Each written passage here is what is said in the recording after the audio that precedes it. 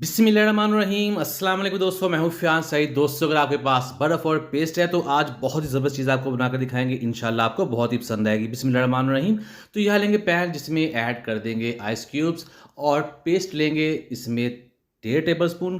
Paste add करने के बाद इसे आपने 10 मिनट के लिए छोड़ देना है और ये देखिए यहाँ 10 मिनट हो चुके हैं। अब हमने थोड़ा-सा फ्लेम ऑन कर लेना है और इस पेस्ट को इसमें मिक्स कर लेना है जब तक इसमें सारी जो बर्फ़ है पिघल नहीं जाती।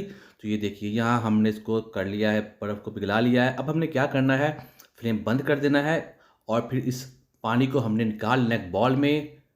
1 टीस्पून इसमें हम हल्दी ऐड कर देंगे, जो बहुत ही ज़्यादा हेल्दी होती है। इसके बहुत से हेल्थ बेनिफिट्स हैं और ये स्किन के लिए बहुत ही ज़्यादा अच्छा काम करती है। स्किन को रिपेयर करती है, स्किन को हील करती है और जितने भी दाग धब्बे होते हैं उनको भी ख़त्म करती है और इसके इस्तेमाल से आपकी स्किन जो है ग्लो भी करेगी।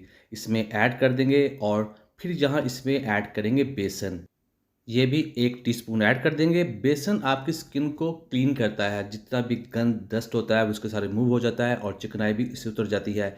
और 1 चम्मच इसमें एलोवेरा ऐड कर देंगे। एलोवेरा बहुत ही अच्छा मॉइस्चराइज़र है, ये स्किन को रिपेयर भी करता है और रिंकल्स वगैरह को रोकने में बहुत ही ज़्यादा फ़ायदेमंद है। इसे भी ऐड कर देंगे, अच्छे तरीके से इसमें मिक्स कर लेंगे।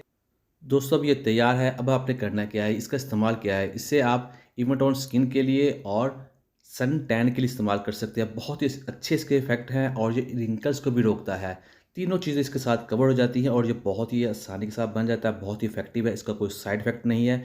इसे आप हफ़्ते में 2 बार इस्तेमाल कर सकते हैं और ये देखिए आपको दिखाते हैं साफ़ करके भी हाथ के कितना हाथों को वाज़ेह फ़र्क आता है।